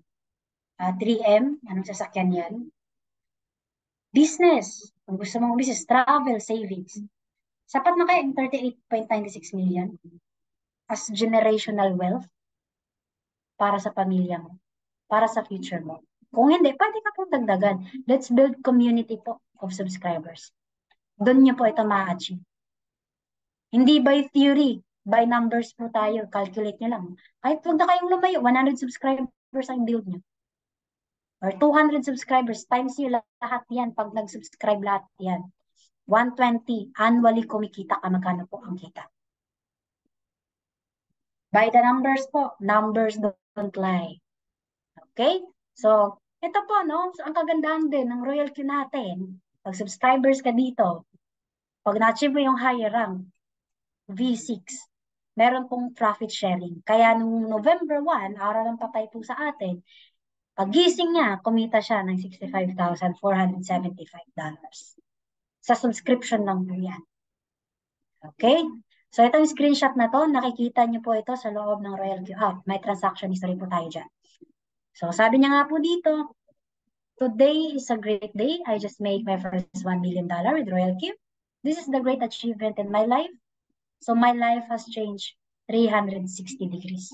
So, yung akala mo, ano lang, simpleng share ka lang ng business, di mo na malayan, dumami yung subscriber mo. At lahat yun, kumita. Hindi mo mapipigilan na mag-renew ulit. Diba? So, kikita ka rin pag nag-renew sila. Yun ang kagandahan. Pinapalakpakan po yan. Bakit bigyan pa ako ng virtual club or rackets sa ating chat box? Okay? So, how to start? Coach, how to start? All you have to do po is get the link. Get the link nung nag-invite sa'yo dito sa Zoom. Kunin niyo po yung link. Pag nakuha niyo yung link, create po kayo ng account. Tapos po, lagyan natin ng activation na 120 USDT. Yan po ay nasa mga 6.9 or 7K run-off natin. 7K in peso. Subscription, 1 year na po siya. Gas fee, kung gusto mo talagang malaman kung nagtitrade ba talaga ang robot, initial suggested capital po is 100 USDT. Maglagay ka lang po ng gas fee na 20%. Excuse me. Tapos transfer fee to Huobi or Binance, kung ano mang gamit mong crypto bank. Transfer mo to Relco 1 USD. Total of 241. Nasa mga 13 something yan. 13,600 something po yan. Depende po sa palitan ng USDT na. So, nasa magana, sabihin natin 14K in total. So, now, if wala ka pa niyan, pwede ka naman pong mag-start sa subscription muna.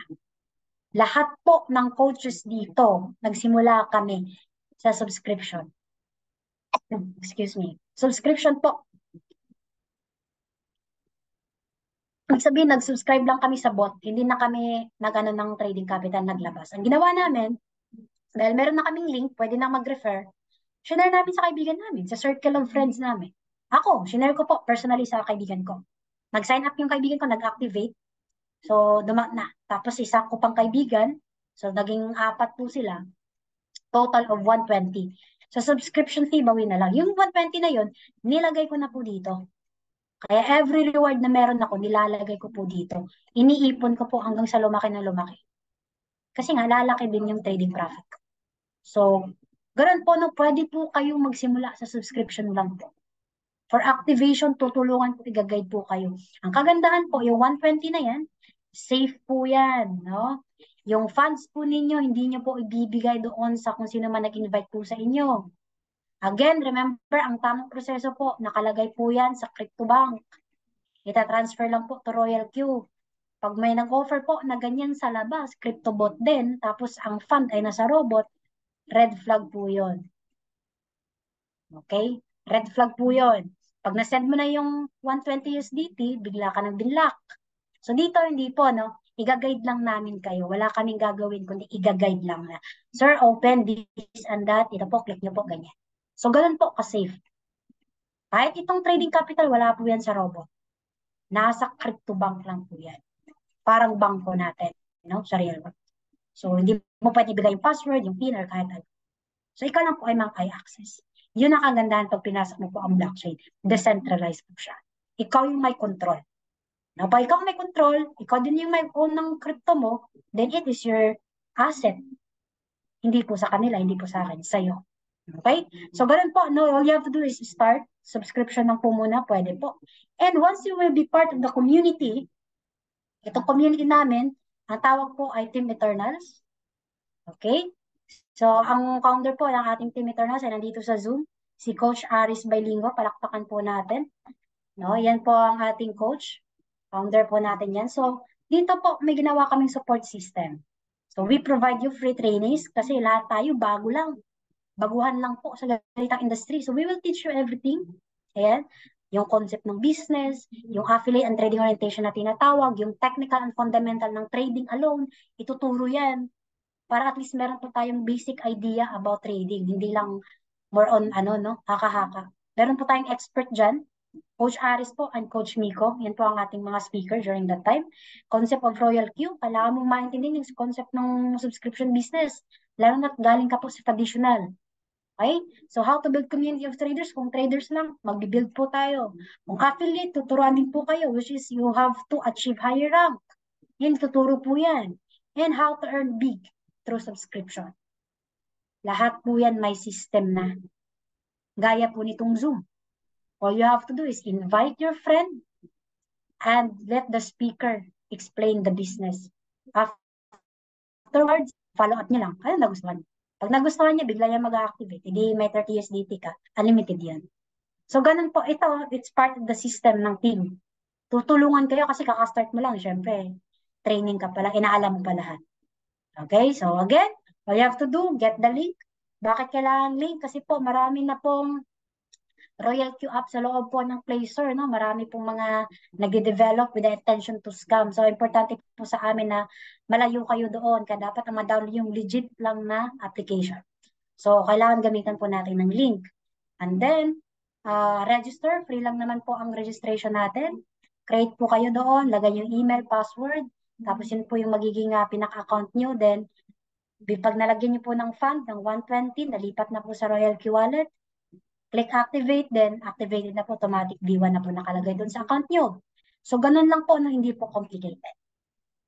So, that's the end of my presentation. So, sana marami po kayong natutunan about crypto, about yan yung kagandahan ng AI, yung robot na ito, bakit mas preferred natin na automated kaysa manual, at bakit po tayo mag-accumulate ng cryptocurrency.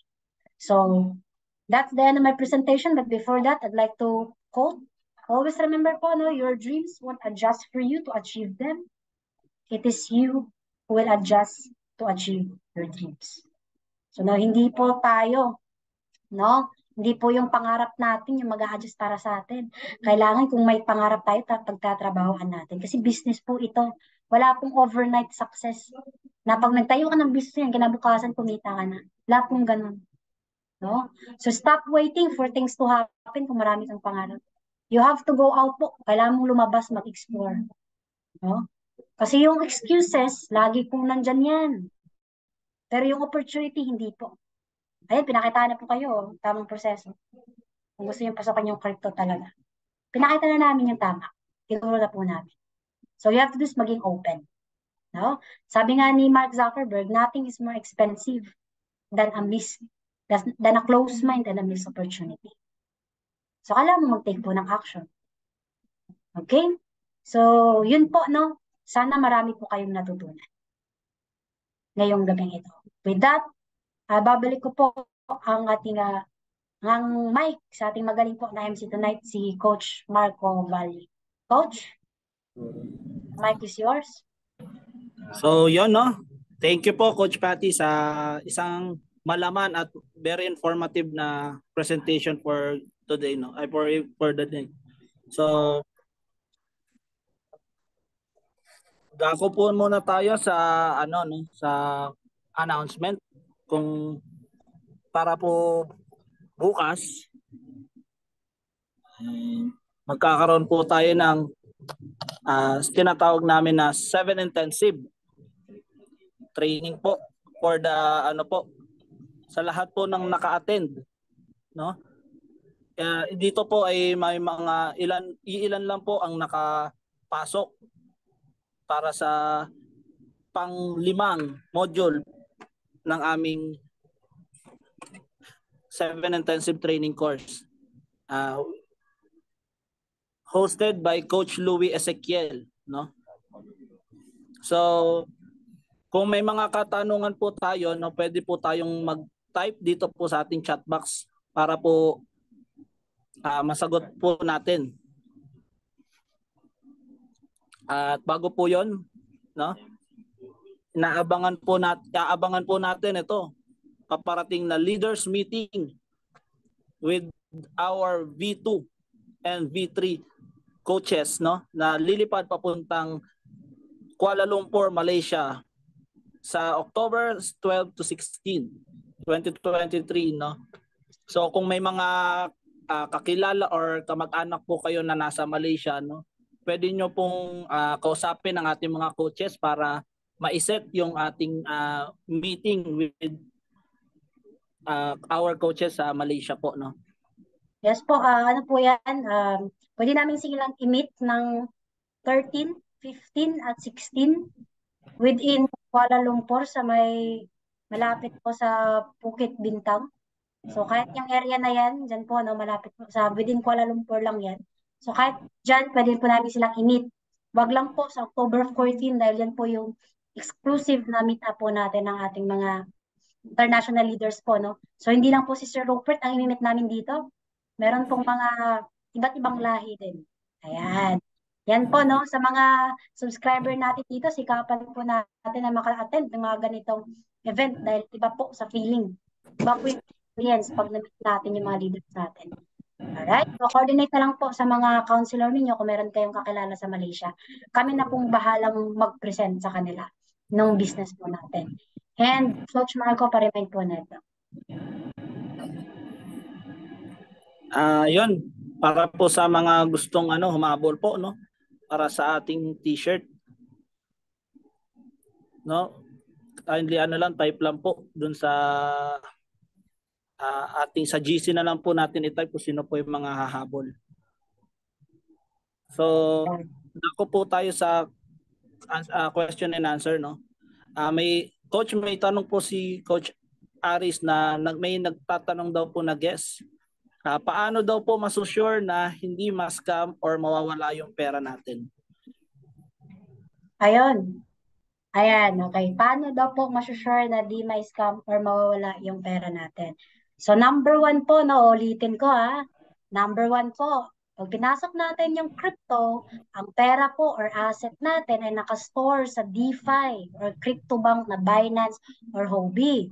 Pag tayo po ay kasi ko-connect natin yung robot doon sa Binance kasi siya yung trader, di ba? Ngayon, yung pera mo dapat nandun lang sa Binance, wala sa robot. So, ngayon, pag magpapaguide ka po, wala po kayong ibibigay na pera dun sa coach or sa taong nag-invite mo, no? Yung pera nyo, dapat itatransfer mo lang yan Kung GCash man yan or bank galing, ililipat mo lang yan doon sa Binance. Okay po? So yun po ang tamang proseso, hindi po yung ipapadala nyo yung pera. Pag meron pong ganyan sa labas, lalo na crypto bot din po yan, gaya ni Royal Q, scam po yun. Okay? Yun po ang tamang proseso. Okay? Wala po kayong pagbibigyan. Kung magma-manual trade kayo, ganun din po, no? Hindi po, kung manual trade, mahirap po i-spot ang mga tunay, siyang tunay na mga professional trader. Marami po kasi ngayon. So, number one, yung fixed income po. Wala pong fixed income dito, ha? So, pag may nagsabi sa inyo, nag-offer na, oy, professional trader po ako, papalaguin ko yung capital mo, mag-send ka sa akin ng capital, ako po bahala. After 3 days, babalik ko yung ROI. After 3 days, na-block ka na po. Right after yung pera, na-block ka na. Red flag, scam. Para hindi rin po mawala ang mga asset sa loob ng DeFi or crypto bank, wala pong i-click na kung anong-anong klaseng mga link na sinishare. Unless yan po ay legitimate. Dahil ang mga link ngayon, yan po ang way to attack the wallet. Yun. Yan po ang way para ma-attack yung wallet mo. Pag kinlik mo, may access na sila sa crypto wallet mo. So yun po, no, yun po ay mga scams. So dito, safe na safe ang fund. Wala po kayong bigay sa amin. Wala po. At kung mga fund mo, kung maglabas ka ng trading capital, wala po sa bot. Ang tanging function lang ng robot, magbasa at mag-trade. Pakimit po. Magbasa at mag-trade. Ayan, medyo nakaka-distract. So yun po, no, magbasa at mag-trade. Wala pong ibang function, wala pong function na mag-withdraw, mag-deposit, mag-transfer. Wala pong ganon. Mag-a-analyze lang siya, mag-i-execute lang ng trades.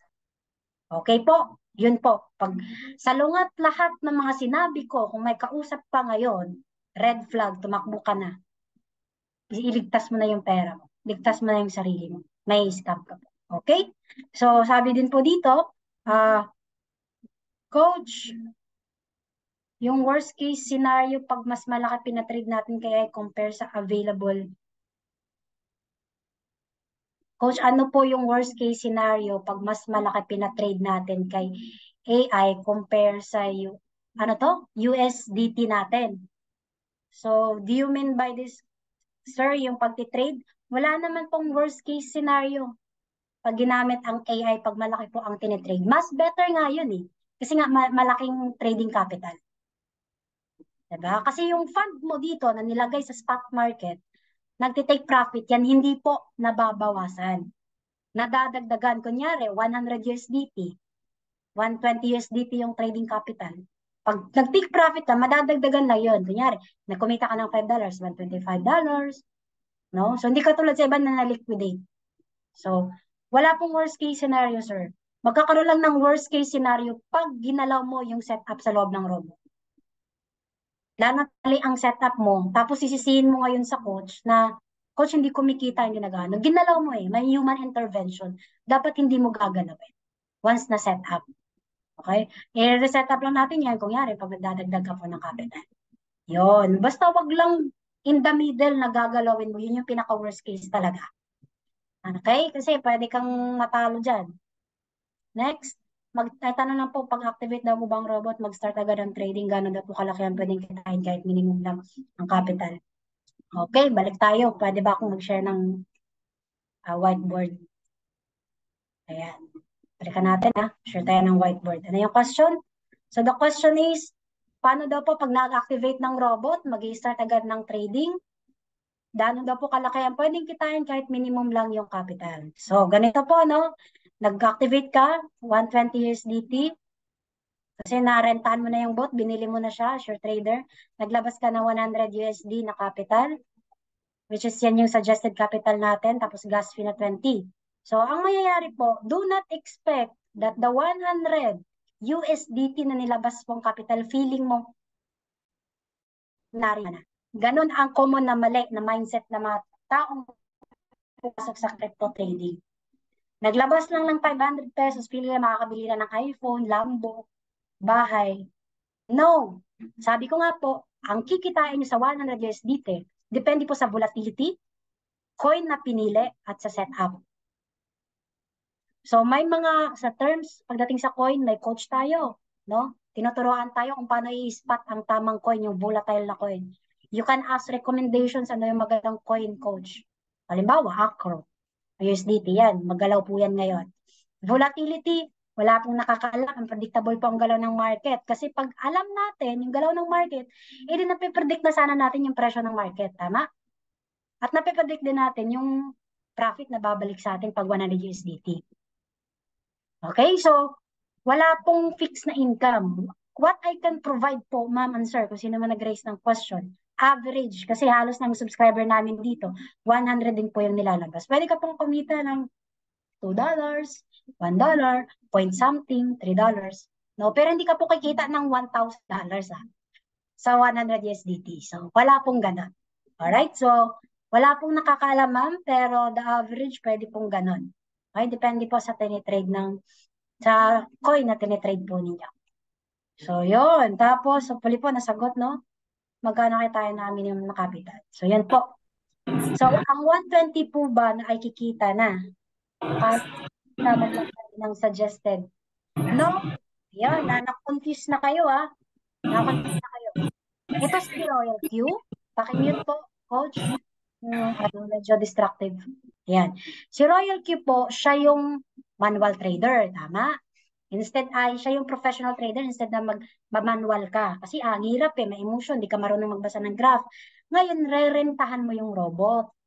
Pag rerentahan mo siya, may bayad yan na tinatawag nating subscription, which is 120 USDT. Hindi po yan yung capital for trading. Paliwanag? Yung additional na 100 USDT, yan yung initial na trading capital. Kaya nga po umabot ng 241 eh. So, kung wala pong trading capital, pwedeng bentahan mo na lang, rentahan mo si robot, tapos gawin mo yung subscription. Na i-share mo sa 4 mo na kaibigan, magkakaroon ka ng 30 USDT times 4, 120 po yan. So, ibig sabihin yung 120, pwede mo na idagdag as trading capital. So, maliwanag po, Sir Jeffoy, no? Yung 120, hindi po yan kikita sa trading capital. Dahil yung 120 na yan po ay subscription. Pag yung suggested na 100, yun po ang sabi ko kanina, depende sa galaw ng market at coin na pinili. So, ang average, usually, na mga pinili na mga subscribers natin dito, based on survey, usually $1, $2. Kasi nasa bear market pa po tayo. Mababa pa po, nasa bear market pa tayo. Mag-down trend yung market sa ngayon. So, wag po tayong mainip. Pag down ang market, wala ibang pupuntahan. Aangat po yan. Okay, sir? So, yun pa lang yung part na yun, dapat maintindihan nyo na. Okay? So, yun po, no? Kasi, ang goal natin kaagad, kumita. Which is tama naman yun. Pero, sa 100 USDT na ilalabas mo, huwag kang mag-expect na million yung kitain mo. Okay po? So, maliwanag. Tanong po, XM trade po ay legitimate po ba? EXM trade. So, I think this is Forex, sir. So, coaches, can you recognize the name? I think this is Forex. So, dito, sir, hindi po tayo nagtitrade ng Forex. Ano po ito? Crypto. Si Bitcoin po ang inaano natin dito or other crypto coin. Cryptocurrencies. Ayan. So, para malaman nyo po na legitimate or tawag na ito, listed talaga yung company, punta kayo sa CoinMarketCap. Wait lang share ko yung CoinMarketCap. Stop share. Para makita nyo lang po, no? Para alam nyo din po kung, usually kasi pag may nag-offer sa inyo, pinapakita nila yung ano ng market. Ayan. Halimbawa, ito po. Di ba, nagtitrade po tayo sa Binance, Huobi. Asa na yung exchanges? Yan. Share ko lang po. Sana yung ano natin. Nakashare na ba ako, Coach Marco? Hindi pa, Coach. Ayan. Halimbawa, Ito po, sir, yung mga platform, no? Pag sinasabi natin CryptoBank, dito niyo po siya ma-check. Kung wala po yan dito, ayan, no? Number 1, Binance. Nakita niyo po, Binance, Coinbase, Kraken, Bybit. Live po ito, ha? Live. Bybit. Lang. Nawala yung ano ko. Ayan, KuCoin, OKX, Bitstamp, Bitfinex. So kung wala po dyan yung platform na sinasabi po sa inyo na dito ka magte-trade, pag wala dyan, red flag po yan, scam. Pwedeng gumawa lang sila ng dashboard, ng sariling account. Kasi usually binibigay po dyan dashboard eh. So pwedeng manipulate po nila yung market price. So wala po talaga siya sa tunay na market. So pag wala po dyan, red flag po yun. Hindi nyo na mababawi yung binigay yung pera. So makikita nyo po, oh, advantage po, ito kagana nating robot, yung Binance, Coinbase, Kraken, Bybit, OKX, nasa top 10, oh. Yung trading volume pa lang dyan, makikita nyo po. Makikita nyo po yung trading volume. Ayan, within 24 hours, oh, 5, 1, 2, 3, 5 billion yung trading volume per hour, per day. So, Coinbase, ganun din. So, ayun, makikita niyo po. Yan po ay Coin Market Cap or pwede po sa CoinGecko. Pwede niyo po titingnan. So, isa po yan sa mga basihan natin para malaman natin na tamang crypto bank tayo, nasa legal na crypto bank. Ayan. So, question. Ayan, piniem ako ni sir, nasagot ko na kanina. Gaano po katagal magagamit yung rel ko kapag nagbili po? 1 year po yan, sir. Pag nag-subscribe po kayo, 1 year po yun. Yung 120 na yun, mapapakinabangan mo si Royal Q ng 1 year. 12 months. One time yun. Kung maglagay ka ng milyon na capital dyan, kahit balikan mo na si Royal Q nung malapit na mag-expire yung account mo, tapos renew mo lang. So, unlike sa real world, pag namamanual ka po, ang mga traders ay 4 hours lang po na nagtitrade, yung mga traders natin sa bangko. 4 hours lang po yan. Dito, mas na-maximize mo si robot kasi nga po, 24 hours nag-execute ng trade. 24 hours, 365 days. So, dito, 4 hours lang. Oh. Lalo na pag forex yan, wala pang trading ng weekends. Dito, 7 days, 24/7, 365 days. Kahit pagsabayin mo yan, lahat ng crypto bank na available tayo, kahit i-connect mo yan, i-API mo lahat yan, lagyan mo ng coin. Kasi malaki yung trading capital mo. Kaya po yan sabay-sabay. Walang tigil. Pag maganda po ang performance ng ating market, kikita ka po. Okay? Next po. Sabi dito, sino po ang founder o may-ari ng Royal Q? Pinoy po ba o foreign? Yon, good question, no? Baka may nangyayari dito, no?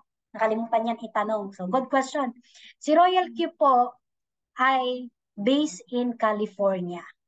So, meron po tayong business permit issued by the California Secretary of State. Kung gusto niyo po yung document, hingin niyo po sa nag-invite sa inyo para makita niyo, no?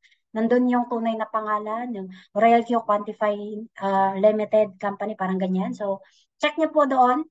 Yun po yung pangalan natin, based on California tayo. The application itself, the boat itself is founded 2017. Pero sumikat po siya sa Asia, like bansa sa Asia, like Indonesia, Malaysia, India. Tapos, around the world, worldwide po ang gumamit 2021 na. During the time of pandemic na po. So, yun po, may mga nauna na sa atin actually. May nauna na po. So, yun no.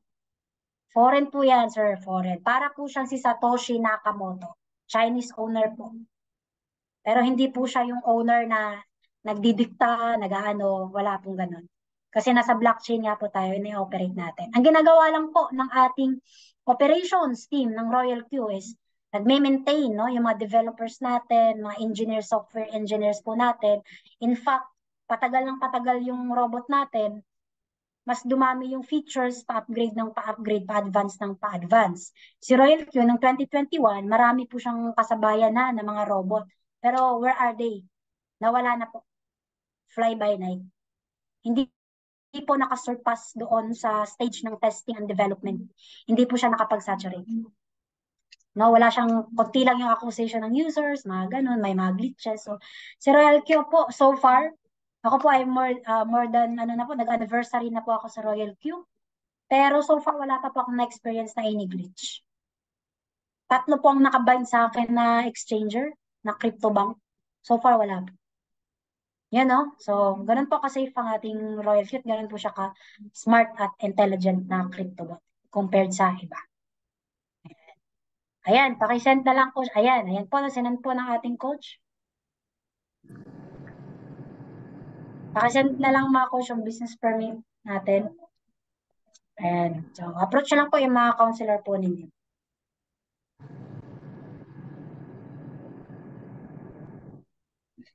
Si Sir Leo, nasagot ko na to kanina eh. Pero pwede mong, i-ano sir, tanong sa counselor po ninyo sa nag-invite po sa inyo. Nasagot ko na po to kanina. Pero pwede niyo pong balikan i-raise ulit doon. Limited lang kasi ang ating time dito sa Zoom, no? So, pwede po nating balikan yan. Okay po. So, I think that's all.